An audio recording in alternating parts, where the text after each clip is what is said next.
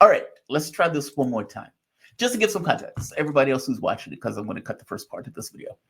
Alan Lichtman, Alan Lichtman, um, Alan Lichtman is the Puxatawny Phil of electoral predictions. He pops in every, 4 years for the presidential elections. All right, but I'm going to restart this. Yeah, I'm restarting. To give context to people who are watching, Alan Lichtman gets into a fight with Cenk Uygur. Cenk Uygur fundamentally destroys Alan Lichtman, and Lichtman has this epic, massive meltdown. You must understand, I was sitting here watching it, and I was laughing, and I thought, this will be good content. This will be something that we can laugh at it. We'll look at it together. So if you think of ego, think of your ego, and think of a situation where you bet everything on a particular point of view. And that point of view is either going to be true or false. And your claim to fame, who you are as a person, is built into you getting it right. Because your whole moniker is, I have my 13 keys, and my 13 keys, I have looked at history for 1,000 years. I have looked back in time at all of the governments, and I have accumulated all of this knowledge into my 13 keys. And for 40 years of elections, I've always gotten it right. I'm Alan Lichtman, and my 13 keys is a distillation of my knowledge and understanding of politics and political science. And he puffs his chest out, and he would go on show after show after show, and he would say, I goddamn it am Alan Lichtman, and these are my 13 keys. They are infallible, just like they are infallible. Nothing can break my keys. My keys are always right because these keys are a distillation of my knowledge. Fair enough. Like I said, the Puxatawny Phil of electoral predictions. Lichtman bet a lot on the notion that Harris was going to win. And his 13 keys predicted Harris was going to win. His 13 keys failed him miserably. And in failing him miserably, because this is his claim to fame, a man fails. And a man fails all in the open. This is not your silent failures. This is not you not making the cappuccino right. This is not you not picking up after your dog, which is disgusting. Pick up after your dog. Your job is to get it right. And your 13 keys, and your 40 years of experience, and your 1,000 years of political knowledge distilled into the 13 keys that always knows. That is who you are. That is your claim to fame. And you put everything on black. I'm saying it this way because I'm trying to give some kind of context to the pain of a man that sits there and watch state after state after state go to Kamala Harris, and knowing that every state, going to Donald Trump, and every state that goes to Trump gets you closer and closer to this grand failure all at once. This is just radical capitulation. That's what happened to Lichtman on election night.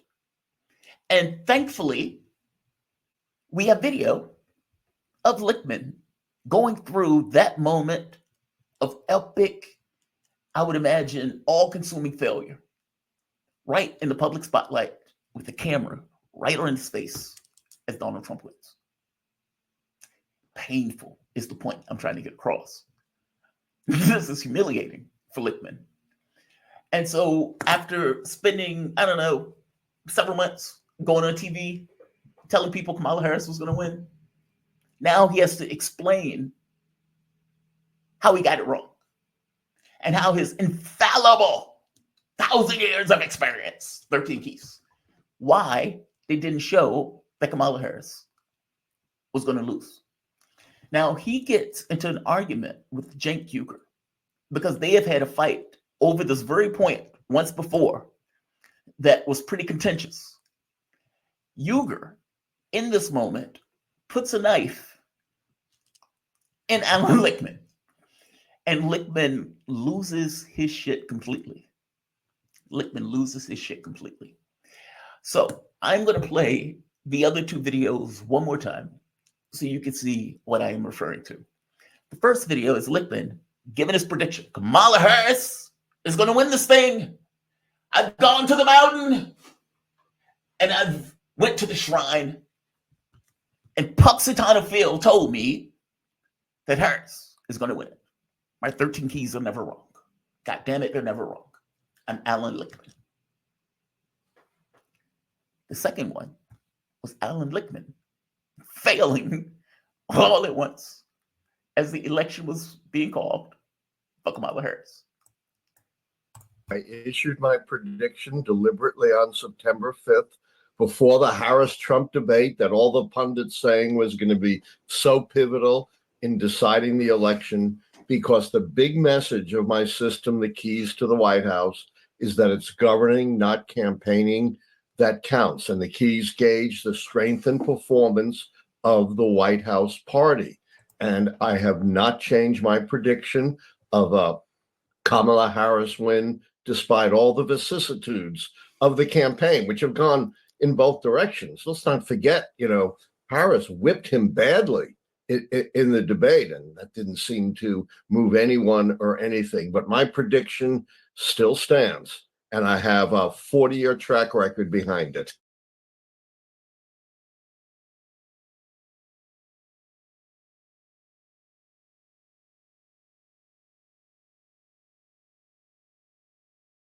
Was wrong.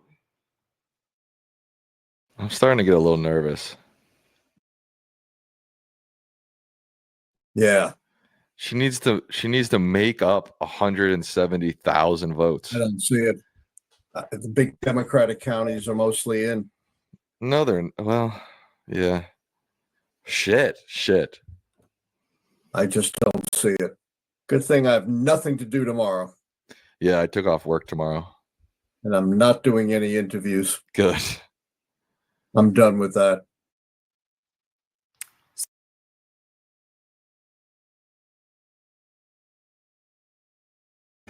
He says,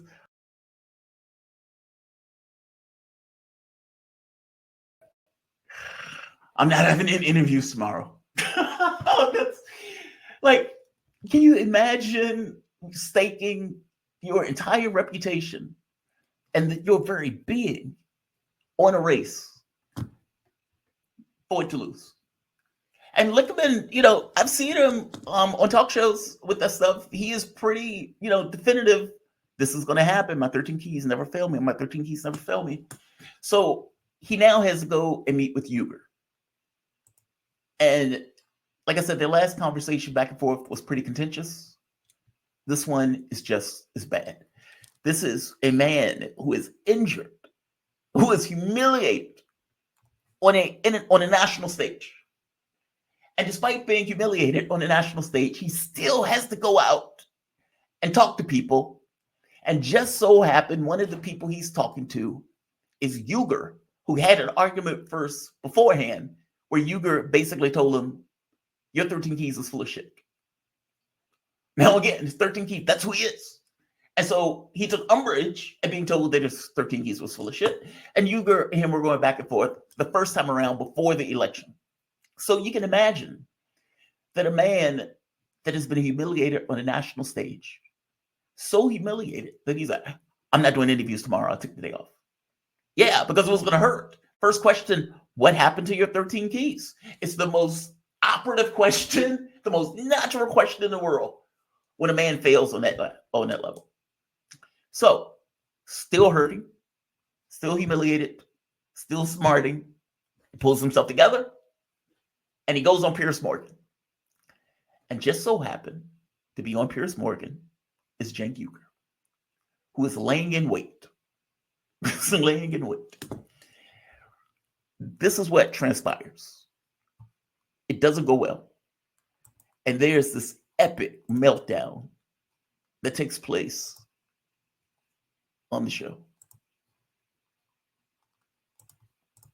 Don't blame the voters. I think, look, we could get into this discussion, but one, I think you're blaming the voters. I think that's a terrible idea. And look, I debated Professor Lichtman before.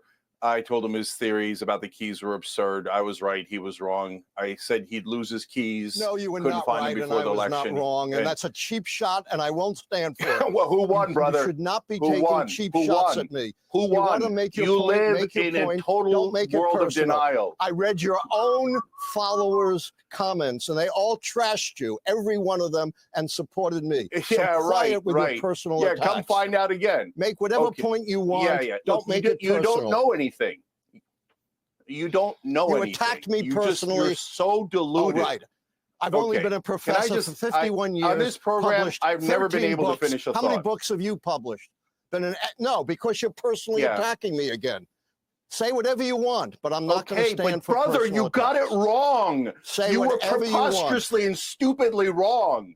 So, okay, all right. Can I just Don't finish call a me goddamn thought stupid. ever on this show? No, not if you're Okay, personally. well, I you proved admitted it. I was wrong. I don't need you to call me stupid. Okay.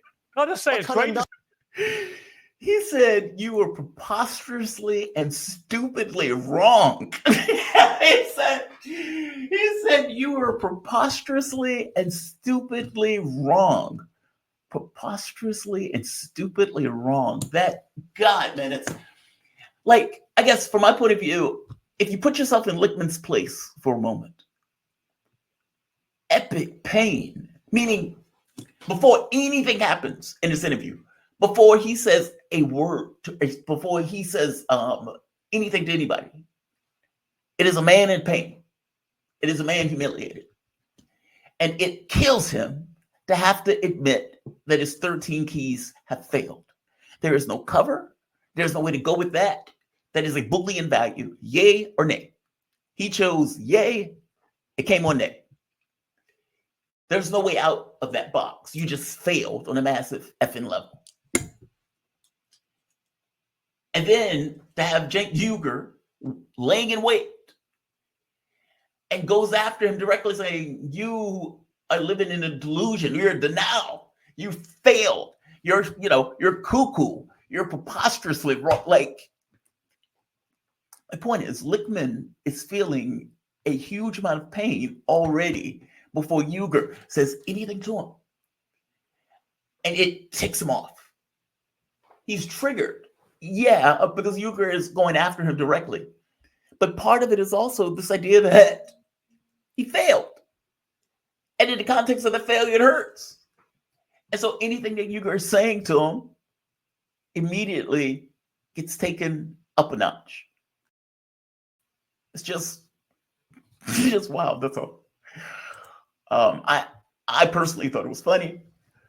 I feel bad for laughing at that because, look, man, I'm a person. I don't want anybody in pain, and I know what it means to fail or to be humiliated, to be embarrassed. That's just a human thing, right? It's just being a person. I don't know what it means to fail on a massive fucking level in the way that Lichtman did, and to be in public limelight as you fail. And look, that's a risk reward thing. If he would have nailed it, then he could have said, I have searched thousands of years of political history, and I've instilled them into my 13 keys, and they never failed me, and they didn't fail me this time. And he can use it to write another book on how awesome his keys were, how he was right once again, meaning there was a potential for reward in it for Lichtman if Lichtman got it right. And this would have been another election where he could have said, once again, my 13 keys haven't failed me. It didn't work that way. It just didn't work that way. I got to be honest, I don't know what Lichtman was looking at. I don't know what any of these people were actually looking at. As I keep pointing out, the night of the election, I sat there with the map and I went from state to state. And from my point of view, I couldn't see, put it this way, it seemed that Kamala Harris's pathway to victory was narrow at best. And I think that night I even had 300 or something votes for Trump. The only state I missed, I wasn't sure about Michigan. It might have been one other state, but every other state, I nailed it right.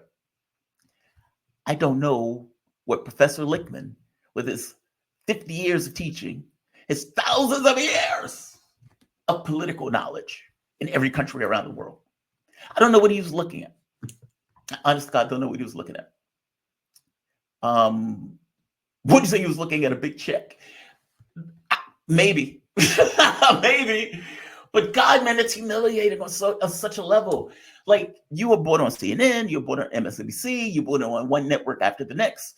And in every case, you're telling them about your political knowledge, your political acumen, your political skill, on your 13 keys, how your 13 keys has never failed you, how this is the pinnacle of political knowledge. I am Punxsutawney Phil. My name is Alan Lichtman. And then on election night, to be sitting there with a camera on you, catching every moment, every turn of the face, every eye twitch, as state after state turns red, and every swing state goes to Donald Trump. And he doesn't just win the regular vote, he wins the popular vote. And a man can just sit there and watch, and his heart sinks. It's epic if you think about it. The level of pain Alan Lichtman must be in this situation. It's just rough. I don't wish that on anybody. But it is slightly funny that he didn't just look at the goddamn map, as opposed to being so ideologically wed to his keys. If he would have looked at the map and just asked himself a simple question, which way is most likely within the context of the polling? And as I went through the polling for many of those states, it was obviously going in the direction of Trump by several points in each of those states. And so put it down for Trump. I don't know what Lichtman was looking at. All right, I'm going to take a break. You guys are listening to the Jamal Thomas Show. Like it, share it, and have a phenomenal day. Signing off. There were a few episodes that I wanted to hit that I didn't get a chance to hit on the show. So I may be popping in and out over the course of the day. Have a good one all.